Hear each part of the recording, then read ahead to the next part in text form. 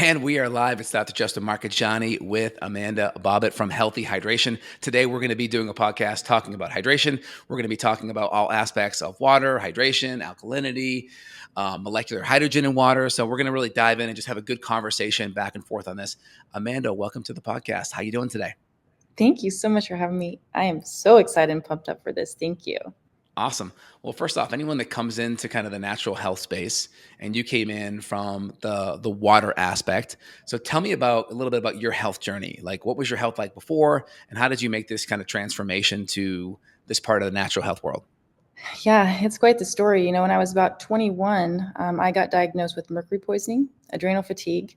I went on and I lost my female cycle for 8 years. I was told I'd Wow. never have kids. I was depressed and very, very, very overweight. And so, long story short, 8 years in this very uncomfortable body, I kept searching for things, trying to figure out what was Mhm. wrong with me. It was doctor after doctor, pill after pill. I was the mystery patient. Nobody could figure out why can't she get help here? And so one day, my grandfather actually heard about this alkaline water technology. Yep. Grandpa's really scientific, very Mhm. skeptical, and doesn't buy Mhm. things for health. Like he's anti-health. When he bought this, invested in this machine, it was like $5,000 at the time. Our whole family was like, "What? Grandpa got this machine? Like, Yep. order us one." So we ordered it as a family, and I drank the first glass, and I knew something was different.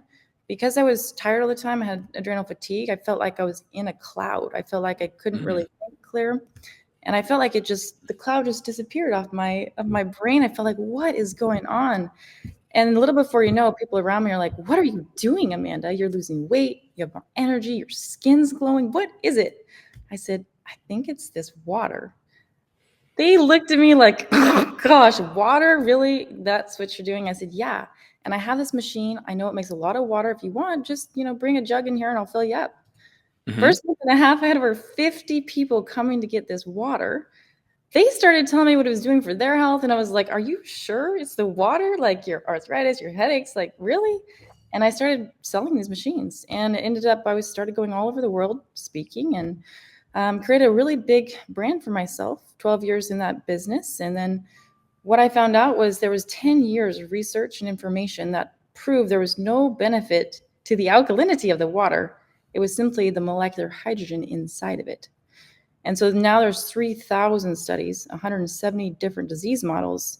And the technology I was representing wasn't the best in the industry because it wasn't designed to make hydrogen, it was designed to make alkaline. So I ended up leaving that company and started Healthy Hydration. And now we've been engorging ourselves in this information for over 3 years. And Healthy Hydration operates all over the world. And we're just excited to share health with people, one glass of water at a time. Good. So let's kind of dive in, right? So, what was your diet like? What was your nutrition and lifestyle like? Because I find most of America, like most of the hydration they consume, it's like just processed sugar, right? Either it's like soda and overt stuff like that, or they try to be healthier and then go Diet Coke, which means they're eating a bunch of artificial sweeteners that negatively impact, their brain from excitotoxicity to their gut, right? Because it's a bunch of chlorine molecules, especially with aspartame or Splenda, if you will, or they're just eating a bunch of, consuming a bunch of Gatorade, processed sugar. And so that's like really bad, right? So if you just get someone and you just do water, even like just junky water and from like processed sugar, like that's one step up, right? And then you have another step up from that is like, okay, now you're actually getting the crap out of the water. You're getting the PFAS out, you're getting the pesticide runoff, the homeopathic residue of drugs, whatever else. Like you have your charcoal based filters and you have like your reverse osmosis. And then we can go up into like minerals, electrolytes, molecular hydrogen. So first off, like let's talk about the filtration. Like what's in, well, first off, people are mostly consuming sugar water. So we got that transition. Was that you? Were you consuming like lots of processed sugar, going to Starbucks, getting your 40 grams of sugar in a latte? Like what was your hydration like before this transition? Well, diet and hydration. I was a bodybuilder, actually. Mm-hmm. I was on stage competing. And Mm-hmm. when you're on a bodybuilder diet, you really don't care what you're putting in as long as there's no calories to it. So when Mm-hmm. you say Mm-hmm. artificial sweeteners, I was consuming a bag of Splenda every couple of Yep. days. I was Yep. making myself egg protein, gum, 2 packs of gum a day, diet soda pop like it was going out of style because I was hungry and I didn't know I couldn't Yep. eat anything. So I went on and did some research later, and I actually created my own sugar brand using allulose because I realized those are neurotoxins killing brain cells. But yeah, I was over toxic. And that's, when my hair started falling out and I wasn't able to go to the bathroom, it'd be a week and a half before I go to the bathroom. I knew something was off. And that's when I started diving into the research and information about why am I putting this in my body and what is it doing? What's the side effects? So that's what I started. So when I was about 17, 18, I started working out. And then when I was 21, that's when I was like, okay, I'm sick. I got something wrong with me. I look good. Everyone's like, wow, you look so great. I'm like, thanks. But when I went to the doctors and they said, you're gonna die if you keep going this way, that's when I said, okay, I have to stop here. And that's when I became clinically obese. In 8 years, I just couldn't get the weight off, and until I got to the hydrogen water. That's cool. And so, what was your first kind of transition where you said, "Okay, I'm going to knock off all the crappy diet stuff, all the sugar water"? What was that transition like for you? Were you just going and having bottled water? Were you get invest in a really good filter, like an RO filter? What was that transition for you like? I would go to the refrigerator and I would just drink the refrigerator water, So just or I would like a go. basic kind of like Brita or like carbon filter. And I don't even think I changed it. Mm. Didn't taste good, and I know when I was bodybuilding, I Yeah, would do that, and I'd put Crystal Light in there just to make it taste better, and so I yeah, was just yeah. drinking Crystal Light all day. I'd also go to the grocery store, and I'd get the 1 gallon, bottles of water, and then I'd put it in the car, not realizing, oh, it's probably melting the plastic right into the water.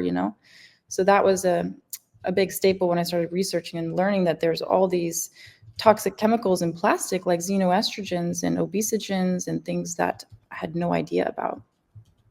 Exactly.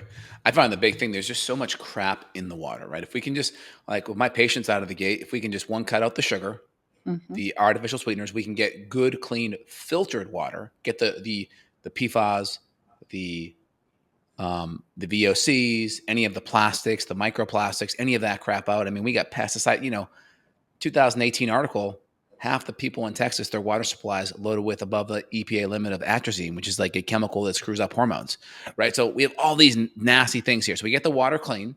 And then what was your next step? So let's talk about like pH. So water's got a pH of like 7.5 or so, 7.35. Our blood's right in that area, 7-ish. So maybe neutral to slightly alkaline. Some waters we add in electrolytes. I typically recommend adding in at least a good quality pinch of sea salt. I find a lot of patients are very low in potassium, magnesium, all those kind of things. Those can have a slight alkaline kind of ash to it. Let's talk about what your experience was adjusting the pH. What was that like? Yeah. So as far as the alkaline water technology on the marketplace, if it's going through electrolysis and ionization, Mhm. it's creating alkaline water, but it has no buffering capacity, meaning that when you put it in your body, it just goes inert. It doesn't change your chemistry at all. Yep. But if you wanted to change your pH per se, adding things to the water would be a benefit, definitely. Hydrogen water doesn't alter the pH. Whatever pH water goes into it is going to come out of it. So it's really, up to your clients and what they require. But I didn't notice any difference in the change of pH with the alkaline water. It's just that hydrogen that's in it that creates the benefits. So how are you putting the hydrogen in it? I mean, I've seen all kinds of interesting, you know, biohackers talk about adding hydrogen, whether it's in the form of a supplement, getting a water machine. Let's talk about how does that hydrogen get in the water? I mean, you hear of like, you've heard of like the Kangen machines that will use like hydrolysis that will shift the pH. How is that different than like a typical Kangen water machine? Mhm. Yeah, so that is actually the company I was representing was the Kangen. I became one of the Mhm. top producers in the company. But this is, Originally. yep, So mhm, okay, so that was the first kind of company you yeah, got in with, and that's yes, using ionization and to shift the electrolysis. pH up. Yep. Got it. And then how does molecular hydrogen differ from that? Yep. So in the traditional hydrogen water, you just have an anode and a cathode separated by a membrane. Hmm. It's called a PEM membrane. So you just Hmm. have two electrodes there. And then what happens is it passes those electrodes and the hydrogen gives off an electron and goes into the drinking water. With alkaline water technology, there's usually electrodes, 7 of them, 10 of them, 12 of them. Water passes through and it creates alkaline water stream and acid water stream. So it separates the two. And so you're drinking the alkaline, but it also has hydrogen in it. The problem is that because there's so many electrodes and you have such high mineral concentration going in, those electrodes will get hot and then they will start to bake the calcium onto the electrodes. And then if people aren't cleaning them, this is one of the reasons I couldn't continue is because there's lots of mold that was building up. I started taking the machines apart and realizing, oh my gosh, My client that just came to me after 10 years of drinking this water has stage 4 cancer. And she says, I've only drink this water. What's going on? And I said, well, did you ever clean the machine? She's like, well, it says it cleans it. And I said, well, it does, but that's not replacing the cleaning that you do every 2 weeks. Hmm. And she never cleaned it, never had a deep cleaning. So I ended up taking it apart and it was dead fish smell. There was mold everywhere, black mold. And I was just like, oh my gosh, how could this be?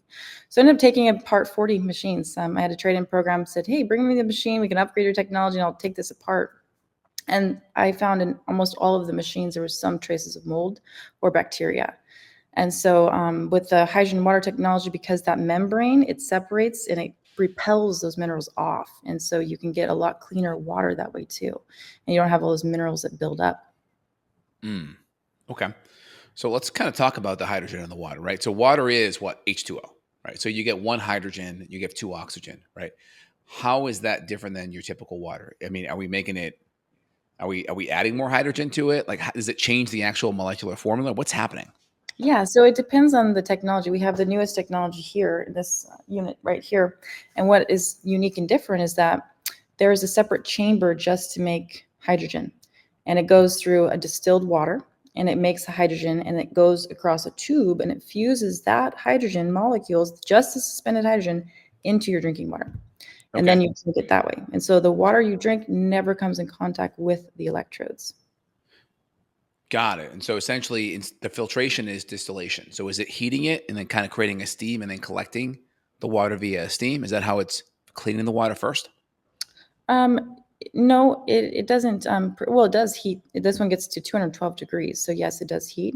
Okay. But in order to create that hydrogen, no, it just goes through the electrolysis process. But for the filtration, it's distilling it via filtering it via distillation, which is a heating mechanism, right? It has a RO system into it, and so it Okay, has so a it's got tank in the RO. beginning. Yeah. So it's got RO, so reverse osmosis, so multi kind of semi-permeable membranes, and then it's also heating it too. Yep. Okay, all right, cool. So you got a couple of different avenues to clean out any of the toxins, and then how do the hydrogens come in again? I knew you talked about the electrodes. If you can repeat that one more time. Yep. So as the water passes through the anode and the cathode, and you infuse that hydrogen molecule into the drinking water. So it Got it. goes to a separate chamber that's the gas chamber, and it infuses it into the drinking water. And So then now, is the formula still the same? Is it still H2O or is it yep, H3O or H4O or what's happening? it's H2O with a lot of extra hydrogen molecules, which bond to free radicals and turn them into water. Hmm. Okay, got it. And so essentially, it's adding more antioxidant properties to the water, right? Antioxidant means it's a molecule that has an extra electron that is open to binding, and then it has that free capacity to bind to extra free radicals. Is that what we're doing? Yes, Okay. yes. And hydrogen has 200 different roles in the body. So it's responsible for many different actions and it can go, it's so small, it can go everywhere in the body. There's been a lot of information on brain health, people with Alzheimer's. I was fortunate to meet last year in Czech Republic with the number one research scientist, Dr. Professor Oda, and he pretty much discovered hydrogen in a microscope 19 years ago. And he's been doing a lot of research in Alzheimer's. And he Hmm. also endorses our product here, which is brand new to the US market. It's a European product. We are exclusive reps for this, but it Hmm. gives your body everything it needs to make its own hydrogen. So you take it in the supplement Mm. form, not putting it in water because that isn't very stable. You take it internally, and your good gut bacteria that thrive on hydrogen consume the nutrients and then make hydrogen as a result. Very cool. Yeah, we'll put your link to some of the products that you talk about justinhealth.com/healthy hydration. We'll put a link right down below the podcast. You guys listening, I think the technology and the science on molecular hydrogen, it's been there for a while. It's very interesting. You talked about the anti-inflammatory or the neuroprotective benefits. There are some studies supporting that with Alzheimer's and Parkinson's because due to its antioxidant properties, meaning it's giving up that extra electron to stabilize the free radicals, but also hydrogen is also very anti-inflammatory. Can you talk about how it's reducing inflammation? Through the same mechanism because oxidation Mhm. creates inflammation. And Inflammation. so, yeah, so when you reduce oxidation, then inflammation goes down.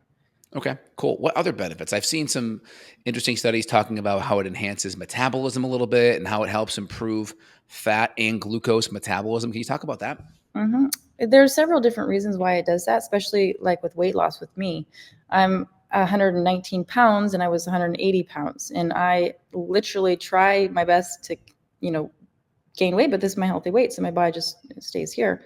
But when you have a cleansed liver, your body can metabolize those toxins better. And that's one of the great things it can do is it goes in there and helps clean the liver. Also, when you can get the toxins out, your body is not fighting so hard to take that body fat and store it. You know, those toxins in the body fat. So it's cleansing your system is really what it's doing. And through the Krebs cycle, your body uses hydrogen as, you know, energy. So it's actually making your body more efficient, and it's helping to promote your metabolism. Yeah, a lot of interesting benefits here. I mean, I've seen there's one study they did on rats where they had rats that had myocardial infarctions, essentially a heart attack, and that they found essentially in the rats less fibrosis and improved heart function post heart attack when they added hydrogen into the water. That was interesting. And there's a couple other studies as well. There was one study in the Journal of Clinical Biochemistry and Nutrition, 12-week study, where they looked at hydrogen-rich water could improve metabolic syndrome. They saw improvements in cholesterol, glucose metabolism, and inflammation. And so we'll put some of those studies in the description down below. If people want to look at it. There are some good data on it, and I think it's fascinating because there's a lot of things you can do. I kind of say the first thing is drink water over crappy sugar water, and then get that water cleaner. And then there's other things like we talked about here on the hydrogen side. Which I think is another step above. What about just getting electrolytes in? What about getting more potassium, getting some sodium chloride, adding a little bit of an electrolyte support? And what are your thoughts on that? I think it's a great idea, especially, you know, if you're eating a really clean diet, you might require more minerals and they're spark plugs to life. So absolutely putting potassium, magnesium, you know, with a great filter system, it's taking out some of these minerals because, you know, the fluoride that's in the water, it's a very tiny little molecule, and you need a really robust filtration system in order to get it out. And so when we're cleaning the water that much, if you add in those minerals back, then your water is more whole. So yeah, that's a great thing to do is just getting more electrolytes, electro energy in your life. And it helps you have more energy. I love it. Very good. What are the other people that you work with, patients you work with? What other things do you see benefit from a mechanistic standpoint? Any Mhm. other big mechanism? We talked about metabolism, talked about, I've seen some stuff on athletic performance. We talked about neuroprotective, antioxidant. What else? The fastest thing we've seen happen is brain health because cognitive function. As soon as you consume it, it goes to your gut, produces the hormone that goes to your brain. It makes you very focused and alert, called ghrelin. And so, yeah, Yeah. it absolutely helps your brain be more focused. And that's really helpful in today's world because people are distracted. You know, they're on all kinds of different medications.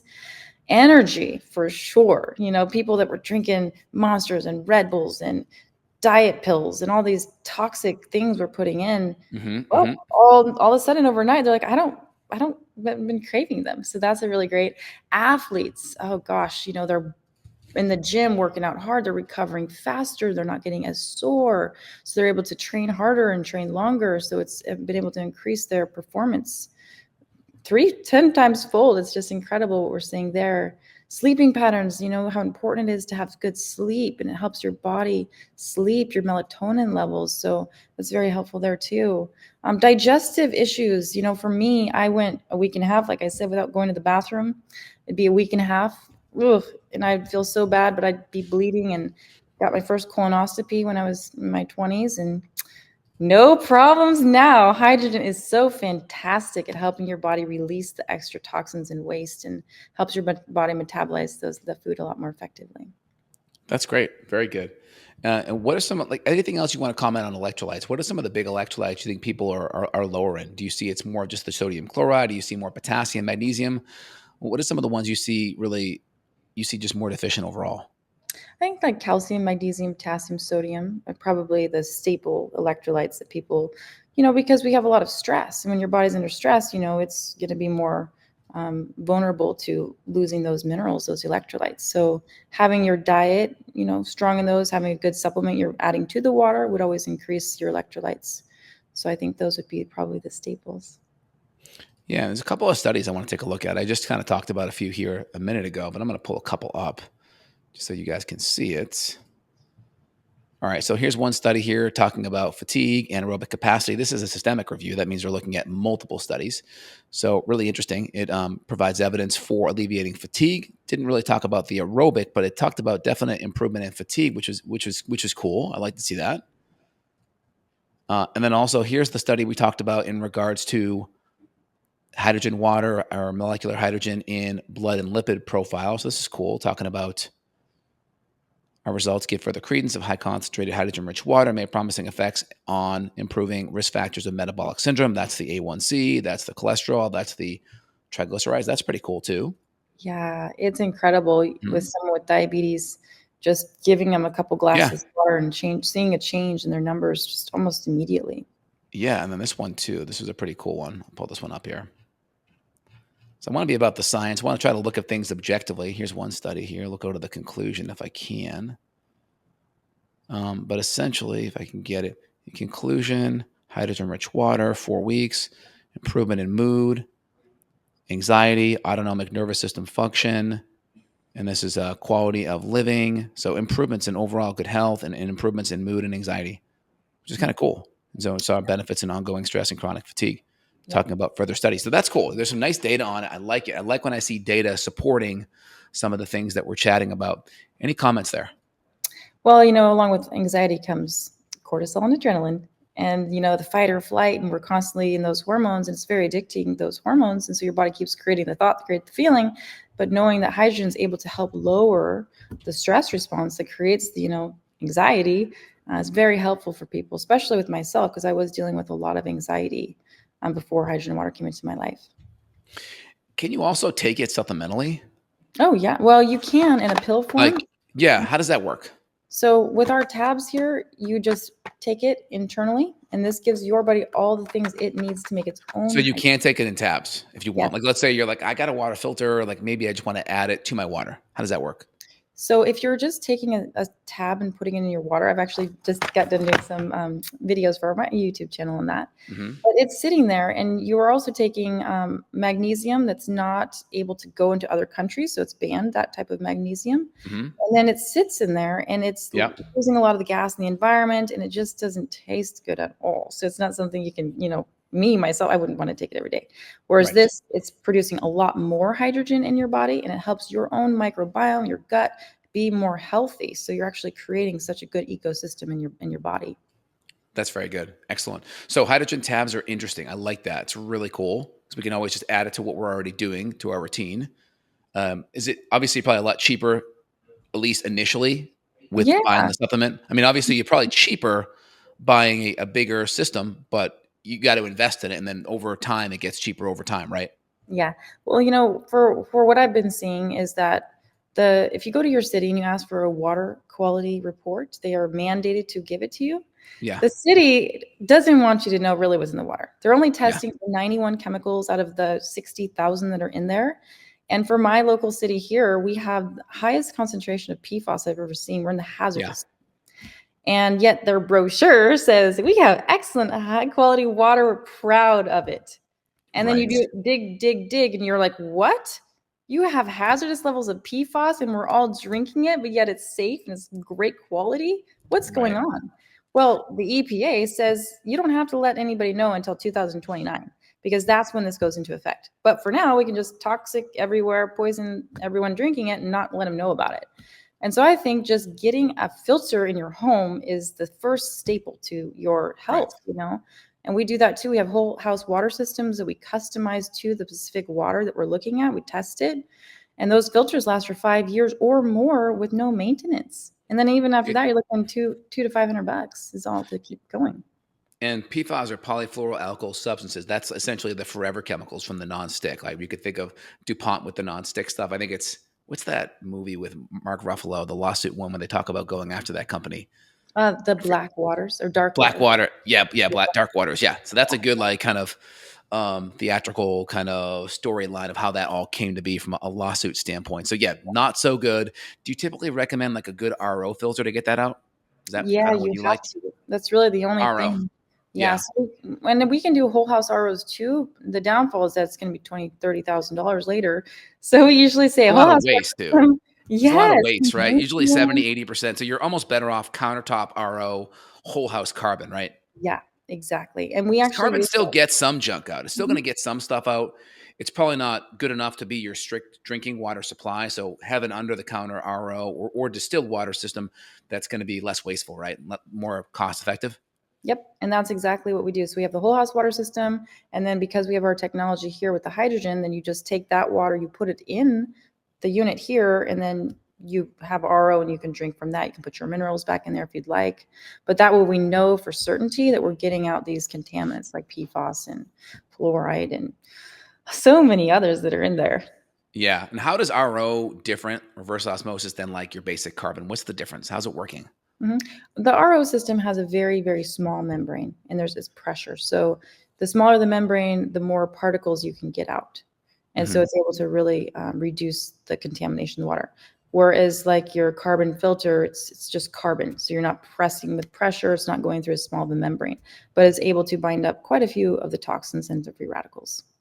And the carbon's typically coming from, like, coconut shells or Yeah, there's coconut shells, and there's all kinds of different Mhm. systems out there. We use a nucleation crystallization activation technology in ours, Yeah, which also conditions the water. So people with hard water, most everyone has it. 90% of the U.S. population has it, right. and it breaks the pipes down internally. That creates pinhole pipe leaks, and the water line, the sewer line. You can get a lot of contamination just from that alone. In just knowing that, oh my gosh, all those minerals that are binding in there, creating these, also can ruin your appliances and things like that. So we have a technology that conditions the water, so you don't have to add salt to the water, because a lot of people are adding the salt and they're drinking that, and it's not the best form of salt to be consuming. So we have a special technology for that. Very cool. Excellent. I'm gonna pull up one. And then how about distillation? How's that different? Distillation is, like heating up the water, which, Mm. yeah, it's very, very clean water. The problem, what I see is most people that do get distilled water, they don't have a distiller. They're getting it from a plastic. I see it in the store, Yeah, the baby water, babies, and they're yeah, giving them, and they're infusing fluoride in there too. And it's like, right. it's one Yeah, plastic. And because distilled water is so pure, which is great, when it sits in plastic, plastic can is pull, right? chemical and water is a solvent. So it's going to leach these chemicals in, and you're actually getting more plastic with distilled water because it's in a bottle than if you would just drink tap water that was in a bottle. So, So if you get distilled from the store, bring a glass bottle to gather it essentially, not plastic. yes, exactly. Yeah, that makes sense. I'm gonna pull up one other study too that was interesting because we talked about some of the neuroprotective qualities. Here's one study. One second. Here's one study here looking at hydrogen-rich saline preventing neurovascular dysfunction. Now, this is a rat study. Take it with a grain of salt, but they have rats that are essentially diabetic, which is kind of cool. And so we know diabetes creates lots of inflammation and plaquing in the brain. So we have these diabetic rats. And when you have high blood sugar, the insulin degrading enzyme in your brain that cleans up high sugar also cleans up the plaque and inflammation. So when you're so busy dealing with insulin because you're diabetic, you don't have the ability to clean up the brain. So and then they added in this saline that was hydrogen rich, and they saw, based on its inhibition of oxidative stress and upregulation of antioxidant enzymes, hydrogen rich saline has potential therapeutic value for treating these essential diabetic rats with brain inflammation. So that was pretty cool. They had this, blood brain breakdown. They had retina issues, eye issues. So really cool. So I like to see the data kind of supporting it. And so that's nice to see. And we all drink water, it makes up 75% of our body. So yes, food is so important, but yet our body's almost all water. So at least you could change one thing, like let that be the staple of your life. Just clean up your water and see how far that gets us. So let's say I just wanted to just to kind of dip my feet in, right? I don't want to invest a lot of money into a machine, but I want to just try some of the molecular hydrogen with those tabs. How does that work? Do I put one a day, once, twice a day? What's the good dosage to get a good therapeutic level of molecular hydrogen? Mhm. Well, the therapeutic level that's used in the studies is 0.5 parts per million per liter. Okay. And so the bottle here that you see, this one can get 3 to 5 parts per million. So zero point Hmm. 0.5 is what you need. This gets 3 to 5. So even just one of these a day is great. The tabs here can produce up to 30 milligrams. So one tab 30, and it stays in your blood for 6 hours. So you If need you're, zero point 0.5, right? You said so 30. So like one a day could be enough or one twice a day. yeah, one a day, one twice a day. We tell people That's just cool. follow what your body likes. because you can't get too much. That's the great thing about it. If you have too much, you're just going to breathe it right out. Yeah. So What's the start. pricing range for the tabs versus like the whole machine? What's the pricing range? So for the bottle like this, Hmm. 229 is Hmm. the price here, and these are only $60. And then Oh, our great. machines here range in Mhm. price point from 2,400 to 3,500. Then we have a whole house water system plus everything, special pack, and we kind of customize things because it range from 4,000 to 6,000 typically. So Do the machines have an RO built into it as well? yes. Okay, so you're getting the filtration plus you're getting the molecular hydrogen, and that's just going to go for how long? How long do you have to do maintenance on that? For the unit, there's literally no maintenance on something like this because of the process that we use, because it's distilled water that we're using electrolysis. There's no minerals that build up. So you're looking at putting new distilled water in it every 2 to 3 months, topping it off, and then just the normal filters, which you're looking about every 3 months, every 12 months, depending on how often that you're using the unit. Mhm. And talk about the Kangen machines because you were talking about them getting moldy. So that's an issue with Kangen. So if anyone that has that kind of machine, you got to really open it up, clean it out, right? Most people avoid Well, that or don't do that. you don't know what you don't know until you know, is what I There you say. It's go. like, wasn't really presented as when we were presenting the technology is like, if you don't clean it, this is what's going to happen. So the unit, the electrolysis ionization process, they say the machine says it cleans it every 2 or 3 days. It cleans itself. Well, that's just flushing acid water through the system, which is not cleaning the unit. So you want to make sure you're putting citric acid through that unit every month minimum. And then once a year, you want to send that machine to Enagic Technology. You send it in to California and you have them deep clean it. And they have a pressure washer pretty much that goes in there and sprays, citric acid and cleans off those electrodes. If you're not doing that, there will be mold in there because I've Okay. taken apart too many. So most don't do that. Now, why is the molecular hydrogen different than that? What's Mhm. the mechanism? Why is that less susceptible to the mold and the cleaning issues? Yep. Well, for one, because we're not producing alkaline water. When you produce alkaline water, you're also creating more minerals, more calcium, magnesium, potassium, sodium. It's the pH shift that's Yeah. making it because acidity actually decreases microbes, right? And so when you're going more alkaline, now that you're creating a more prone-rich environment for microbes to grow, essentially. Yes, that, and you have to have those minerals in that technology in order to create the process because they help create energy. So if you put Got it. distilled water, reverse osmosis in one of those machines, it would do nothing. The water would come in the same way it goes out. It would have no antioxidants into it. So you have to use that. And unfortunately, because you have to have those minerals, you can't get a good quality filter on those machines because you can't get the chemicals out. So you can't. So not only are you getting those chemicals, and when you ionization electrolysis is going to make things more bioavailable, there's potential that instead of drinking this much, chlorine or whatever chemicals in there, you're drinking a lot more because it's making that water more bioavailable for the body. So it's Awesome. really not. And now that I know what I know, it's not a good technology if you really are looking for the best quality health. Right. I would definitely stay up with the maintenance of it if you're willing to make that investment. That makes sense.